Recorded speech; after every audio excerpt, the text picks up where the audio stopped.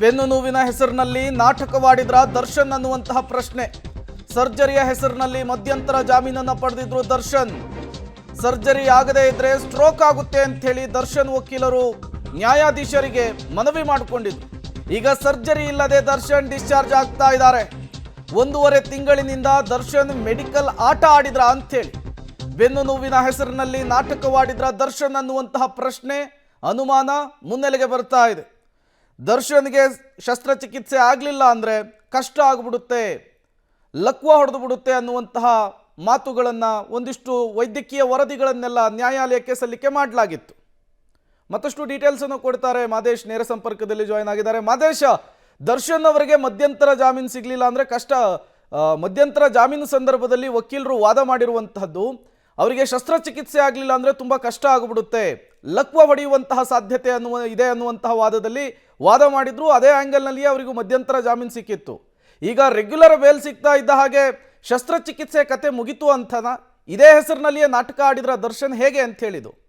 ಖಂಡಿತವಾಗ್ಲೂ ಪ್ರೇಮ, ಒಂದಂತೂ ಸ್ಪಷ್ಟ, ದರ್ಶನ್ ಯಾವುದೇ ಕಾರಣಕ್ಕೂ ಕೂಡ ಆಪರೇಷನ್ ಅನ್ನ ಮಾಡಿಸ್ಕೊಳ್ಳಲ್ಲ, ಸರ್ಜರಿ ಮಾಡಿಸ್ಕೊಳ್ಳಲ್ಲ ಅನ್ನೋಂಥದ್ದು ಸ್ಪಷ್ಟ ಆಗಿದೆ. ಯಾಕಂದ್ರೆ ಮಧ್ಯಂತರ ಜಾಮೀನಿಗೋಸ್ಕರವೇ ಈ ರೀತಿಯಾದಂಥ ಏನು ವರದಿಗಳನ್ನ ಇವರು ನೀಡಿದ್ರ ನ್ಯಾಯಾಲಯಕ್ಕೆ ಅನ್ನೋ ಥರದ ಒಂದು ರೀತಿಯ ಚರ್ಚೆ ಈಗ ಶುರುವಾಗಿದೆ. ಯಾಕಂದ್ರೆ ಮಧ್ಯಂತರ ಜಾಮೀನು ಸಿಗೋವರೆಗೂ ಕೂಡ ಆಪರೇಷನ್ ಮಾಡಬೇಕು, ಸರ್ಜರಿ ಆಗಲೇಬೇಕು, ನಂತರ ಅವ್ರಿಗೆ ಆಪರೇಷನ್ ಮಾಡಿಲ್ಲ ಅಂದರೆ ಲಕ್ವ ಹೊಡೆಯುವಂಥ ಸಾಧ್ಯತೆ ಇದೆ ಅನ್ನೋ ಥರದ ವರದಿಗಳನ್ನೆಲ್ಲವೂ ಕೂಡ ಕೋರ್ಟ್ಗೆ ನೀಡಲಾಗಿತ್ತು.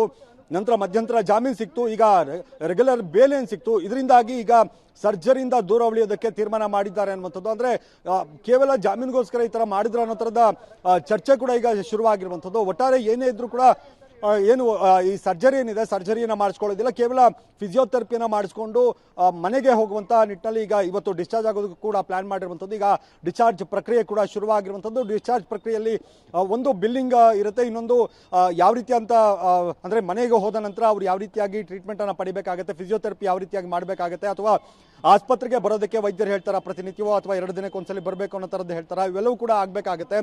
ಒಟ್ಟಾರೆ ಇನ್ಯಾವುದೇ ಕಾರಣಕ್ಕೂ ಕೂಡ ಆಪರೇಷನ್ ಅನ್ನುವಂಥದ್ದು ಅಥವಾ ಸರ್ಜರಿ ಅನ್ನುವಂಥದ್ದು ಯಾವುದೇ ಕಾರಣಕ್ಕೂ ಕೂಡ ಮಾತಿಲ್ಲ. ಈಗ ಕೇವಲ ಫಿಸಿಯೋಥೆರಪಿ ಮೂಲಕವೇ ಏನು ನೋವಿದೆ, ಬೆನ್ನು ನೋವು, ಕಾಲು ನೋವು ಅಂತ ಏನು ಹೇಳ್ತಿದ್ದಾರೆ, ಅದು ವಾಸಿ ಮಾಡಿಕೊಳ್ಳುವಂಥ ಪ್ರಯತ್ನವನ್ನು ದರ್ಶನ್ ಮಾಡೋರಿದ್ದಾರೆ ಅನ್ನುವಂಥದ್ದು. ಜೊತೆಗೆ ವೈದ್ಯರು ಕೂಡ ಫಿಸಿಯೋಥೆರಪಿಗೆ ಸಂಬಂಧಪಟ್ಟಂಥ ಸಲಹೆಗಳನ್ನು ನೀಡಿ ಕಳಿಸ್ತಾರೆ. ಇನ್ನೇನು ಕೆಲವೇ ಕ್ಷಣಗಳಲ್ಲಿ ದರ್ಶನ್ ಡಿಸ್ಚಾರ್ಜ್ ಆಗ್ತಾರೆ. ಡಿಸ್ಚಾರ್ಜ್ ಪ್ರಕ್ರಿಯೆ ಕೂಡ ಈಗಾಗಲೇ ಶುರುವಾಗಿದೆ. ಒಂದು ಬಿಲ್ಲಿಂಗು, ಇನ್ನೊಂದು ಕಡೆ ಕ್ಷಣದ ಪರೀಕ್ಷೆಗಳೇನು ಇರ್ತವೆ, ಆ ಪರೀಕ್ಷೆಗಳನ್ನು ಮಾಡಿ ಅವರನ್ನು ಕಳಿಸ್ಕೊಡೋದಕ್ಕೆ ವೈದ್ಯರು ಕೂಡ ಸಿದ್ಧತೆಗಳನ್ನು ಮಾಡ್ಕೋತಾ ಇದ್ದಾರೆ. ಪ್ರೇಮ್.